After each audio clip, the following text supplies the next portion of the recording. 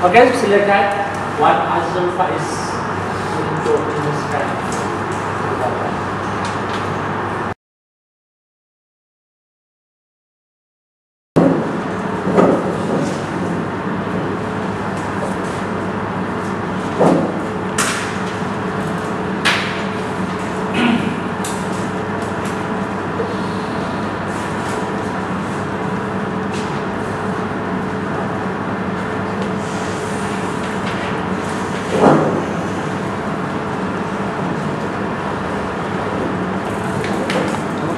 Bismillahirrahmanirrahim. Terima kasih Tuan Moderator, rakan saya hormati di perwakilan pencadang, hadirin hadirat warga persidangan sekalian. Assalamualaikum warahmatullahi wabarakatuh.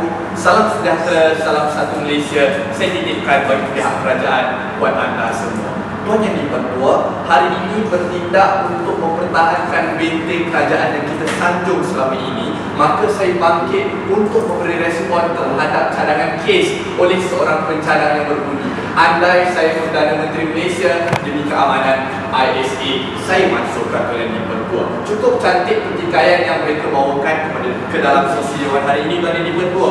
Pun yang begitu, persoalan yang saya ajukan kepada pihak mereka di awal perdebatan hari ini, adakah anda berbicara tentang keadilan ini meletakkan sesuatu pada tempatnya untuk berbicara tentang keadaan semasa ataupun berkenaan dengan sketsa politik negara hari ini, Tuan Yang di-Pertua? Kata mereka, itu bukan isu semata-mata. Kenapa saya tanyakan kepada mereka perkara ini, Tuan Yang di-Pertua? Kerana hari ini mereka tidak pernah menceritakan kepada sisi dewan ISA ini pada asalnya dibuat untuk apa, Tuan Yang di-Pertua? Tuan Moderator, mereka hanya bercerita tentang keadaan ISA, keadaan semasa sahaja, Tuan Yang di-Pertua, bila mana dia melibatkan politik. Namun begitu, tidak pernah mereka ceritakan fungsi-fungsi lain yang ISA ini telah pun memainkan peranannya dengan baik, Tuan Yang di-Pertua. Sekadar isu-isu yang mereka timbulkan itu, Tuan Yang di-Pertua. Kedua, saya tanyakan kepada mereka, hari ini apakah ISA ini ditubuhkan di bawah perkara berapa dalam perlembagaan persekutuan, Tuan Yang di-Pertua? Tuan Moderator, tidak pernah diceritakan. Hari ini saya diwakili kerajaan selaku orang yang telah menggagaskan ISA hari ini, mempertahankan ISA di bawah kerajaan.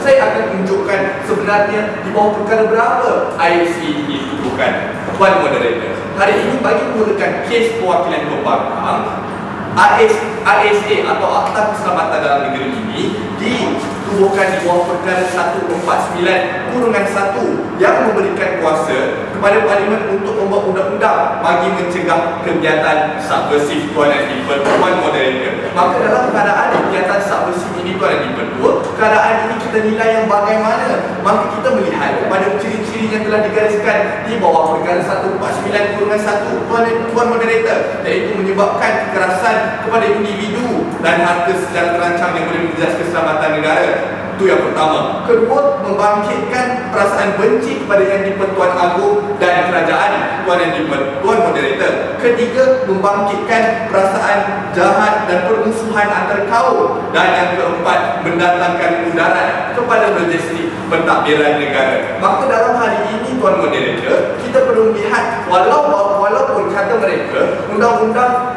atau ISA ini melanggar hak asasi manusia dalam kata mereka perkara 5 hingga perkara 12, Tuan Moderator, namun begitu kita perlu melihat apakah sifat pada ISA ini, Tuan Moderator. Sifat pada ISA ini adalah bertindak sebagai undang-undang pencegahan. Maka di bawah undang-undang pencegahan, kerajaan boleh bertindak, undang ini boleh bertindak bertentangan dengan hak-hak dalam perlembagaan seperti perkara 5, kebebasan diri, perkara 9, kebebasan bergerak, perkara 10, bercakap, berhimpun, dan perkara 13, hak terhadap harta dan sebagainya. Maka itu adalah prinsip yang telah dituruti oleh kerajaan tanpa bertentangan dengan perlembagaan yang kita telah persetujui selama ini, Tuan Moderator. Saya kira ada masalah hari ini. Kemudian saya setuju dengan frasa subversif. Namun dalam kes yang dibuktikan, apakah kegiatan subversif yang dibuat oleh Teresa Kok? Tuan Moderator, hari ini saya akan jelaskan kepada anda semua apa sebenarnya isu dalam Teresa Kok, Tuan Yang di-Pertua. Dalam Teresa Kok hari ini selaku hujah saya yang pertama, apa yang Teresa Kok buat? Dia telah mengekang penggunaan pembesar suara di masjid Kirara, Puchong dan Damansara. Kita semua hargai bahawa perlembagaan atau prinsip negara yang kita junjung selama ini, kepercayaan kepada Tuhan, kesetiaan kepada raja dan negara, keluhuran kelembagaan, kedaulatan undang-undang, dan yang kelima, kesopanan dan kesusilaan. Kalau kita menjunjung perkara 5 dalam rukun negara ini, mana mungkin akan berlaku perkara yang dilakukan oleh Tera Sangkot ini, Tuan Moderator. Maka itulah sebabnya beliau telah ditahan, kerana beliau telah membangkitkan kemarahan orang Islam yang majoritinya berada di negara Malaysia, Tuan Moderator. Namun begitu, adakah hak-hak Tera Sangkot ini dihapuskan begitu sahaja walaupun beliau telah ditahan di bawah Akta ISA, Tuan Moderator? Dalam hal ini, tahanan di bawah ISA, kerajaan tidak pernah menghapuskan hak-hak mereka, kerana buktinya dalam perkara 5/3 telah dijelaskan hak-hak untuk diberitahu oleh sebab ditangkap.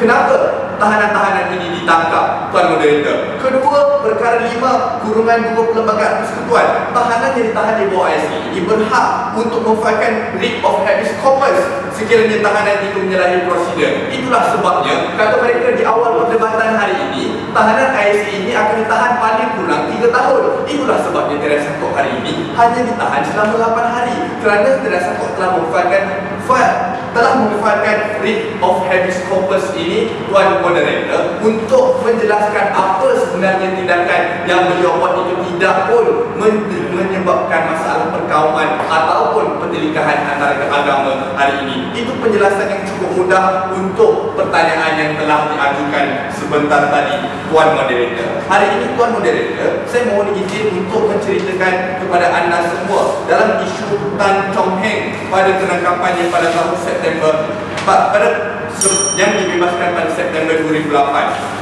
Pada hari ini, Tan Chong Heng ini ditangkap atas kenyataan beliau yang mendengar Datuk Ahmad Ismail ini bercerita tentang orang Cina selaku pendatang, Tuan Moderator. Dalam isu ini, Tuan Moderator, walaupun sekarang mendengar tapi sekarang wartawan, beliau telah menyebarkan perkara ini kepada orang ramai. Maka dalam keadaan ini, beliau telah melanggar prinsip subversif, iaitu yang kedua, iaitu membangkitkan perasaan benci kepada kerajaan, dan prinsip ketiga dalam keadaan subversif, iaitu membangkitkan perasaan jahat dan permusuhan antara kaum. Maka dalam keadaan ini, apabila beliau telah menyalahi undang-undang subversif yang telah dijelaskan sebentar tadi, itulah sebabnya beliau ditangkap, Tuan Moderator, oleh ISA ini. Tidak ada unsur politik pun dalam hal ini, Tuan Moderator. Maka keadaan itu, beliau telah pun dibebaskan pada tahun September 2008, dan hasil dapatan daripada Tan Chong Heng ini, beliau berpuas hati walaupun beliau ditangkap di bawah Akta ISA, layanan yang diberi cukup baik, tidak pernah menghapuskan hak-hak yang diberikan kepada beliau seperti lawatan,